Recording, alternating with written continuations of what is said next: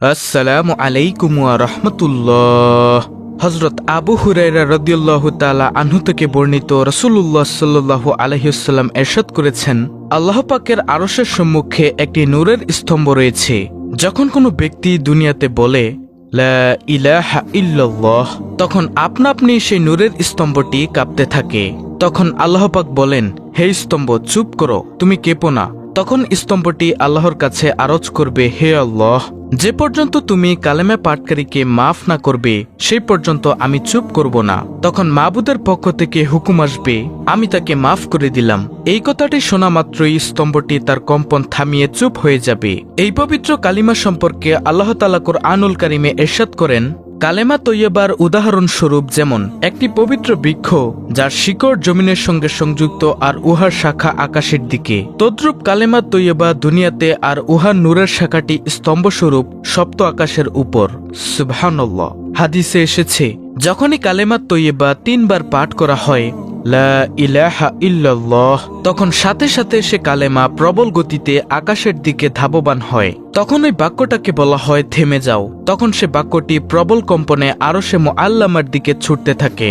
আল্লাহ পাক রব্বুল আলামিনের কাছে আরজ করে, হে আল্লাহ, আপনি সে ব্যক্তিকে ক্ষমা করে দিন যে একবার আমার নাম নিয়েছে। তখন আল্লাহ পাক বলেন যে যখনই লা ইলাহা ইল্লাল্লাহ পাঠ করবে, আমি আল্লাহ তার জন্য সাক্ষী হয়ে যাব, আমি তাকে ক্ষমা করে দিব।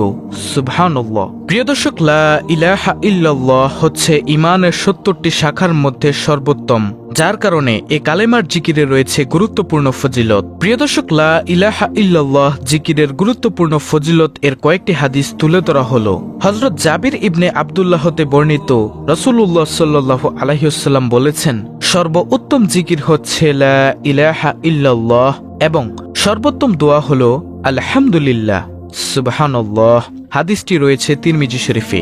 তারপর হযরত মুয়াজ রাদিয়াল্লাহু আনহু হতে বর্ণিত, রাসূলুল্লাহ সাল্লাল্লাহু আলাইহি ওয়াসাল্লাম বলেছেন, যে ব্যক্তি খালেস অন্তরে একনিষ্ঠতার সঙ্গে লা ইলাহা ইল্লাল্লাহ বলবে, সে জান্নাতে প্রবেশ করবে। সুবহানাল্লাহ। মুসনাদে আহমদ, তিরমিজি, ইবনে মাজাহ, নাসাই, ইবনে হিব্বান শরীফের হাদিস।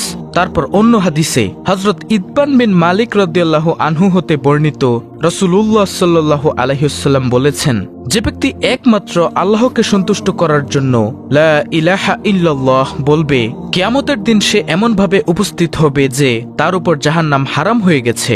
সুবহানাল্লাহ। অর্থাৎ তার কোনো টেনশনই থাকবে না। আল্লাহু আকবার।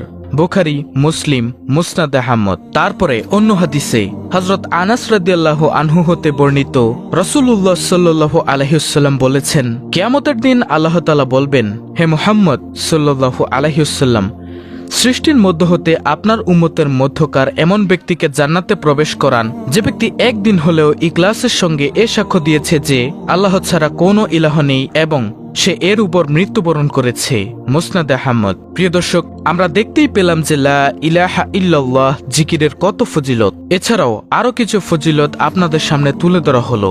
হায়াতুল কুলুব নামক কিতাবে বর্ণিত আছে, একদিন আল্লাহ পাক নবী করিম সাল্লাল্লাহু আলাইহি ওয়াসাল্লামকে সংবাদ দিলেন যে, হে নবী, আপনার অমুক আনসার সাহাবীর মৃত্যু আগত প্রায়। এ সংবাদ শ্রবণ মাত্র নবী করিম সাল্লাল্লাহু আলাইহি ওয়াসাল্লাম অস্থির হয়ে সেখানে যে দেখতে পান যে বাস্তবেই তার মৃত্যু উপস্থিত হয়েছে। তখন নবী করিম সাল্লাল্লাহু আলাইহি ওয়াসাল্লাম উক্ত সাহাবীকে বললেন, পড়ো কালেমা লা ইলাহা ইল্লাল্লাহ মুহাম্মাদুর রাসূলুল্লাহ সাল্লাল্লাহু আলাইহি ওয়াসাল্লাম। সাহাবী বারবার চেষ্টা করার পরেও পড়তে পারলেন না। অবশেষে অন্যপায় হয়ে আপন আঙ্গুল ঊর্ধ্বে তুলে ইঙ্গিতে বললেন, হুজুর সাল্লাল্লাহু আলাইহি ওয়াসাল্লাম তার অবস্থা দেখে হেসে উঠলেন। অতঃপর তিনি আল্লাহ পাক রব্বুল আলামিনের দরবারে পৌঁছে গেলেন তার ইন্তেকালের পর উপস্থিত সাহাবীগণ আরজ করলেন, ইয়া রাসূলুল্লাহ সাল্লাল্লাহু আলাইহি ওয়াসাল্লাম, আমাদের প্রাণ আপনার পা মোবারকে উৎসর্গ হোক। আনসারীর এই করুণ মৃত্যুতে আপনার হাসার কারণ কি জানতে পারি? তখন হুজুর পাক সাল্লাল্লাহু আলাইহি ওয়াসাল্লাম বললেন, আমি যখন তাকে কালেমা শরীফ পাঠ করতে বলেছিলাম তখন সে আপন মুখে কালেমা শরীফ পাঠ করে উপস্থিত লোকগণকে সাক্ষী রাখতে না পারায় তার আঙ্গুল দ্বারা ইশারা করে আকাশের মালিক আল্লাহকে তার সাক্ষী করে রাখলেন। সুবহানাল্লাহ। যখন সে আকাশের দিকে আপন আঙ্গুলি উত্তোলন করল, তখনই আল্লাহ পাকের পক্ষ হতে সংবাদ হয়ে গেল, হে আমার ফেরেশতারা, তোমরা দেখো, যখন আমার বান্দার মুখ বন্ধ হয়ে গেল তখন সে আপন মুখে কালিমা শরীফ পড়ে কাউকে সাক্ষী করতে না পেরে সে আমার প্রতি দৃষ্টি করে আপন আঙ্গুলি দ্বারা আমাকে তার কালেমার সাক্ষী করে রাখলো। হে ফেরেশতারা, আমিও তোমাদেরকে সাক্ষী করে রাখলাম যে আমি আমার বান্দাকে মাফ করে দিলাম। সুবহানাল্লাহ। তখন হুজুর সাল্লাল্লাহু আলাইহি ওয়াসাল্লাম বললেন, হে আমার সাহাবাগণ, আনসারের এহেন অবস্থা দেখে আমি হেসেছিলাম, কারণ কত সৌভাগ্যবান এই সাহাবী যে তার নিজের কালেমার সাক্ষী পৃথিবীর কোনো মানুষ নয় বরং খুদ এই কালেমার হকদার আরশের মালিক আল্লাহ পাক রব্বুল আলামিনকে করে গিয়েছেন।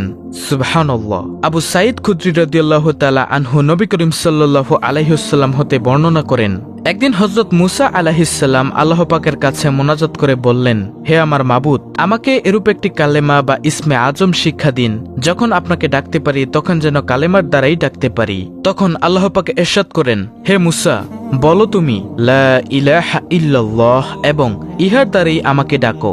ইহা শুনে হযরত মুসা আলাইহিস সালাম দ্বিতীয়বার আরজ করলেন, হে বারে খোদা, লা ইলাহা ইল্লাল্লাহ এরূপ একটি সাধারণ কালেমা যা সমস্ত লোকেরাই বলে থাকে, এর মধ্যে আমার কি বৈশিষ্ট্য আছে?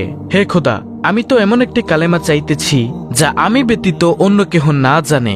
তখন মাবুদের পক্ষ হতে জবাব আসলো, হে মুসা, তুমি এ কালেমাকে সাধারণ মনে করো না। তুমি এ কালেমাকে সাধারণ মনে করে এর ইজ্জত করলে না। ইহা খাস হতে খাস একটি কালেমা। যদি 7 আসমান ও 7 জমিন একসাথে রাখা হয় আর অন্য পাল্লাতে এ কালেমা শরীফকে রাখা হয় তবে কালেমা শরীফের ওজন অনেক বেশি ভারী হবে। সুবহানাল্লাহ। তখন মুসা আলাইহিস সালাম চুপ হয়ে গেলেন। নাসাই শরীফের হাদিস। প্রিয় দর্শক, দেখতে পেলেন এবং শুনতে পেলেন যে এই কালেমা শরীফের কত দাম। আল্লাহ তাআলা আমাদেরকে লা ইলাহা ইল্লাল্লাহু মুহাম্মাদুর রাসূলুল্লাহ সাল্লাল্লাহু আলাইহি ওয়াসাল্লাম বেশি বেশি পরিমাণে পাঠ করার তৌফিক দান করুক। হযরত উসমান রাদিয়াল্লাহু আনহু থেকে বর্ণিত রাসূলুল্লাহ সাল্লাল্লাহু আলাইহি ওয়াসাল্লাম বলেছেন, কোন ব্যক্তি যদি লা ইলাহা ইল্লাল্লাহ এর ঘোষণা দেয় এবং এর উপর মৃত্যুবরণ করে তবে সে জান্নাতে যাবে। সুবহানাল্লাহ। তা প্রিয় দর্শক, পরিশেষে আমরা পেলাম লা ইলাহা ইল্লাল্লাহ হলো ঈমানের চাবি। এই কালেমা পাঠ করলে ঈমান মজবুত হয়। যে ব্যক্তি কালেমা পাঠ করে মৃত্যুবরণ করবে ওই ব্যক্তি জান্নাতে যাবে। তাহলে আমরা অবশ্যই পাঠ করব লা ইলাহা ইল্লাল্লাহু মুহাম্মাদুর রাসূলুল্লাহ সাল্লাল্লাহু আলাইহি ওয়াসাল্লাম। আল্লাহ তাআলা আমাদেরকে এই কালেমার উপর অটল থাকার তৌফিক দান করুক এবং নবী সাল্লাল্লাহু আলাইহি ওয়াসাল্লামের প্রতি ভালোবাসা রাখার তৌফিক দান করুন। আমিন। প্রিয় দর্শক, ভিডিওটি ভালো লাগলে অবশ্যই ইসলামের আলো চ্যানেলটিকে সাবস্ক্রাইব করে বেল বাটন অল বাজিয়ে দিবেন। ভিডিওটিতে একটি লাইক দিবেন এবং কমেন্টে আমিন লিখবেন এবং অন্য মুসলিম ভাই বোনদের কাছে ভিডিওটি শেয়ার করে দিবেন যেন তারাও দেখে আমলটি করতে পারে।